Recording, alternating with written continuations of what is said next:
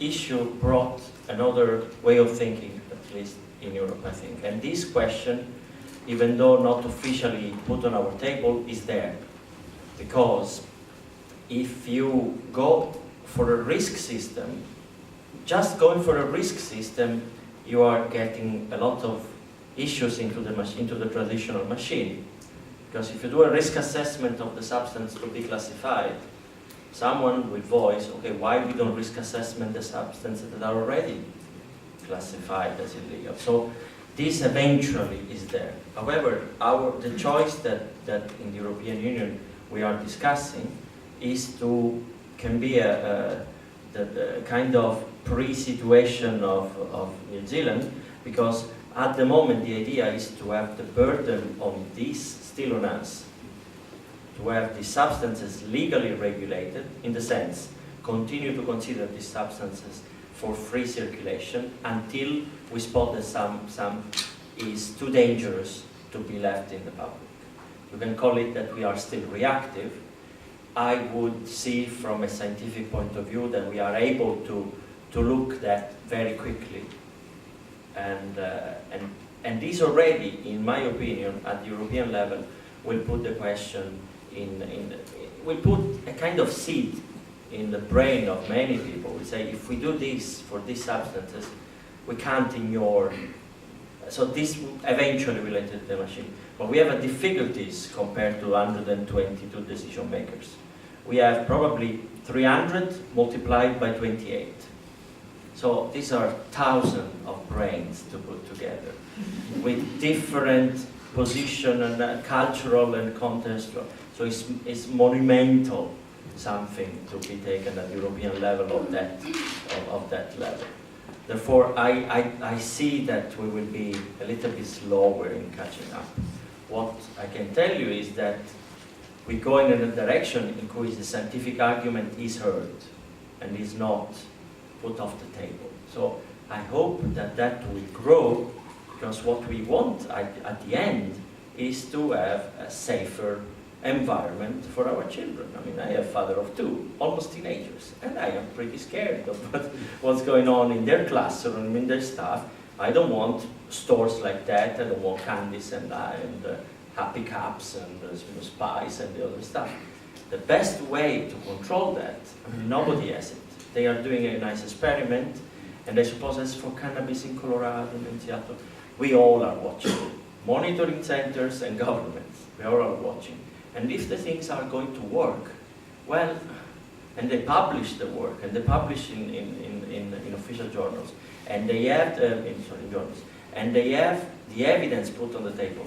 I think this society, with you tweeting in the back, and Facebook, and all, it's difficult to retain information. Public opinion eventually will take that.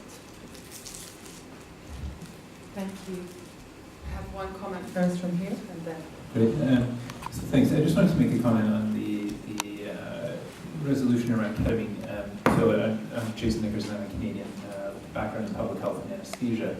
I specifically work mostly in fragile states, so post-conflict, post-disaster settings.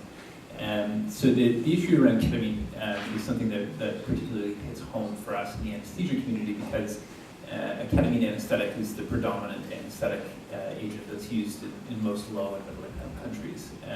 The reason for that is that it's essentially the only anesthetic that can be safely used in many low resource environments.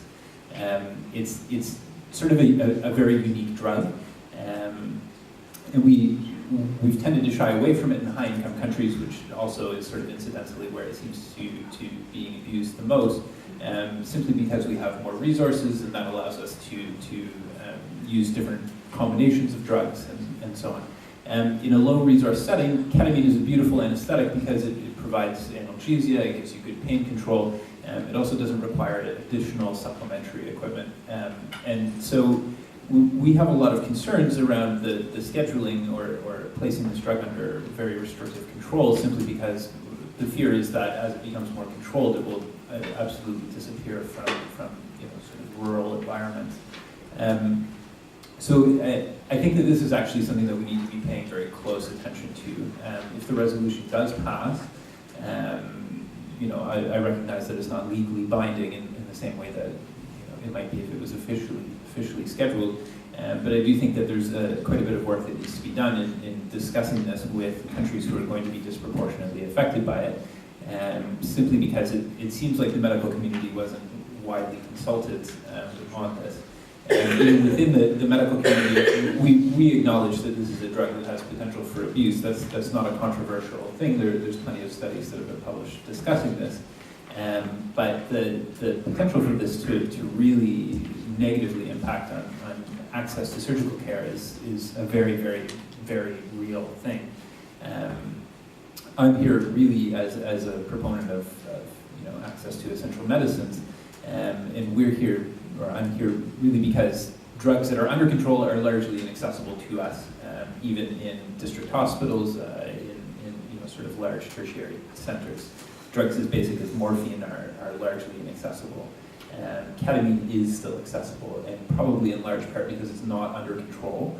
And so we're really very concerned about what's going to happen if it goes that way. We use this drug all the time. It's very effective for anesthetics, for treating patients who are injured traumatically or have burns and so on.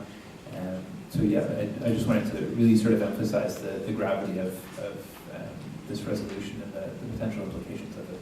So, thank you. Be in the room tomorrow. What was that? Be in the room tomorrow.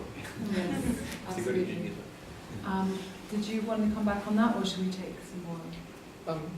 Just a quick point, because I think again, particularly in relation to the countries where you work, it's powerful when a CND resolution invites member states to pay increasing attention to the problem of diversion of ketamine, invites member states who have not yet done so to consider controlling the use of ketamine by placing it on a list of substances controlled under their national legislation. So it builds that momentum upon the previous